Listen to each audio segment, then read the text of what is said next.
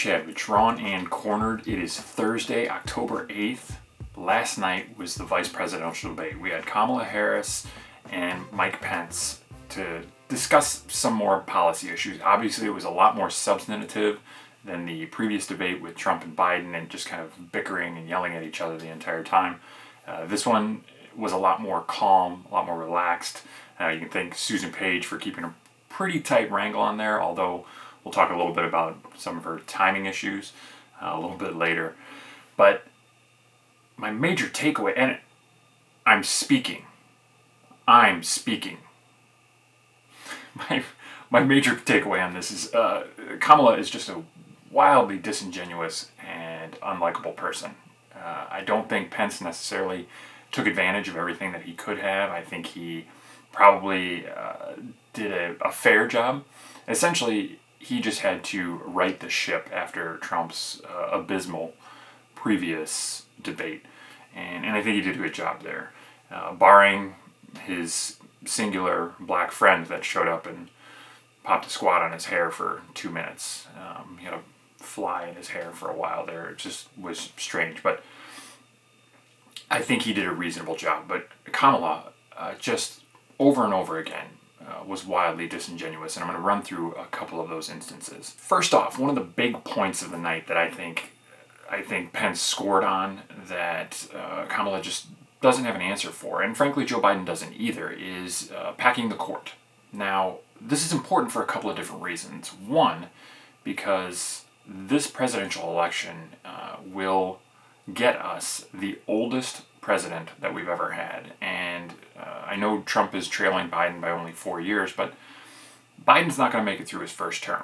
So whoever we're electing here, and it's possible that Pence has to take over as well, like, we are looking at these folks as vetting them as presidential candidates more so than any previous vice president that we've had. And it's important to know where Kamala stands on a lot of these things, because she could easily step into that Oval fairly soon after Biden takes office. So these have gravity that they otherwise might not have. And when she says or says nothing about packing the court, understand what she's saying is that an institution that has existed for 150 years at 9 judges and is kind of a standard. I mean, it's obviously not written in concrete because you can't change it, but it is a pretty standard institution that we've carried for a long time, and simply because they feel as though they're being mistreated, which they're not based on a slew of historical evidence, they're going to pack the court.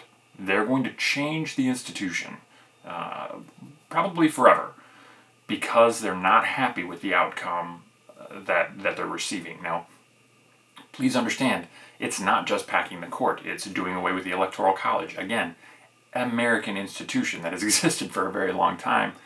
We don't like it, we're going to do away with it.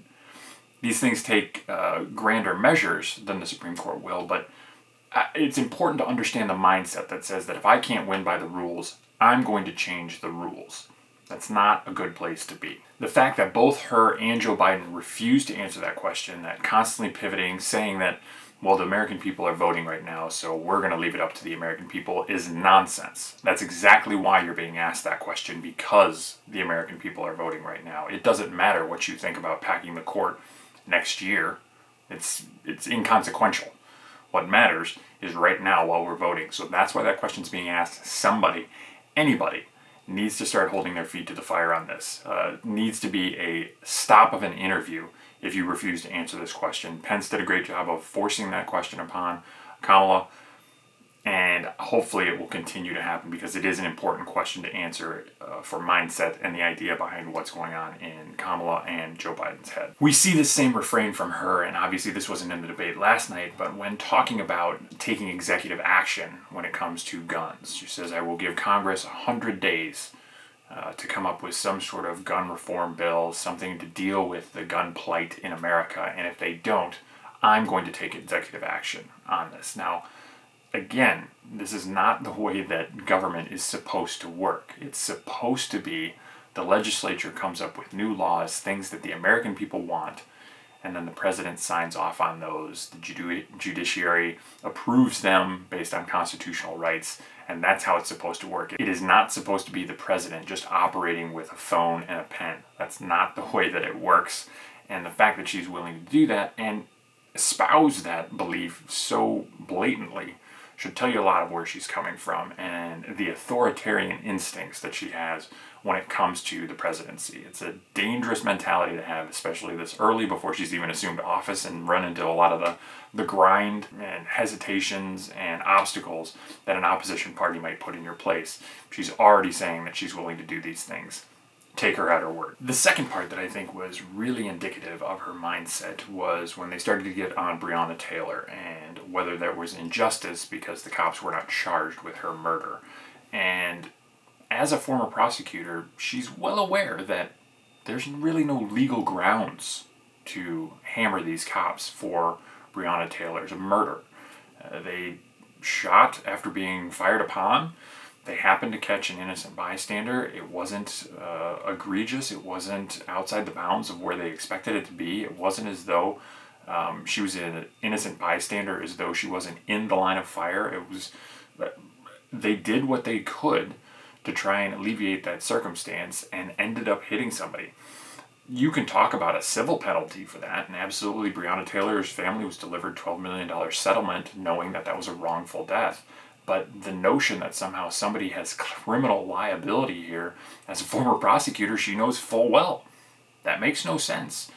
And you can tell that she knows that it makes no sense because she says that though injustice was done, she leaves no legal notion of why those cops should be charged. She doesn't talk about any law that was broken or anybody that stepped outside the bounds of their pact with the American people. This is wildly disingenuous, and she knows it. She's pandering towards those Breonna Taylor votes. She talks about meeting with the family and talking with them and feeling their pain, but doesn't give you any reason why her opinion makes sense here.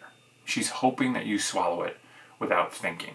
This segued over into what I think was probably one of the most disingenuous parts of the evening when they started talking about racism and white supremacy and Donald Trump not denouncing white supremacy on the debate stage a couple of weeks ago, which we've already done an episode on it. He did, he has, hundreds of times. This is not in question. The fact that the question keeps coming up is absurd on its face, and the absurdity only gets worse when Biden and Harris continue to bring up Charlottesville.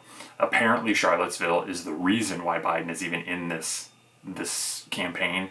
He said that when Trump said there were very fine people on both sides, that galvanized him to run for president again. Debunked a myth of a narrative. When Trump said very fine people, he specifically also said he is not talking about neo-Nazis, white supremacists, and the KKK. Couldn't be any clearer. Totally being misrepresented by Harris and Biden, but that's where we're at. The thing that I thought that Pence could have really hammered in on this when she's making references to Trump and his racism is talking to her a little bit about, hey, you called Joe Biden essentially a racist during the course of the campaign. Is this a similar thing? Are you doing this just for political ends? Because it seems like, now that you're running with him, all of that racism stuff when you said he was warm to segregationists and approved or denied busing to a poor little black girl in California, when you said stuff like that, all of a sudden now it doesn't matter. If Trump had decided to make you a VP, would you have similarly just denied that Charlottesville was an issue at that point, or anything along those lines? I feel like there's a lot of bones to be made by just taking Kamala at her word. There's no reason why these lies should persist, other than the fact that our moderators and our media are slightly complicit in this. You talk about Susan Page. Susan Page is currently writing Nancy Pelosi's biography, and we'll have it released, I think, sometime in April of 21. Our next moderator is actually a former Biden staffer.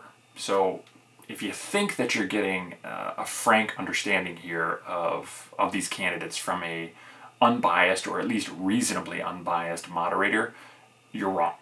And you can see that even in the way that Susan Page was handling timing issues last night. It was supposed to be 2 minutes uninterrupted. And more than 5 times she interrupted Pence before the 2 minutes and let Kamala go beyond her 2 minutes without interruption. It happened over and over again. The timer was off. You can go back and whatever recorded debate you have, use your iPhone, use a timer, go through, you can see it for yourself. It's plain as day.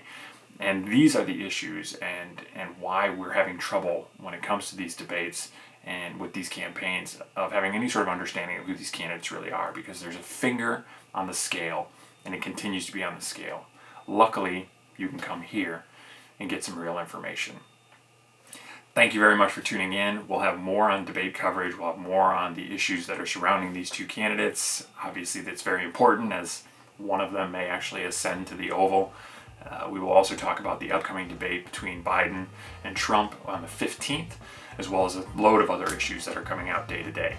If you have any questions for me, any comments that you want to make, please get in touch at drawnandcornered@gmail.com. That's drawnandcornered@gmail.com, or you can leave a comment down below on YouTube if this is where you're watching it.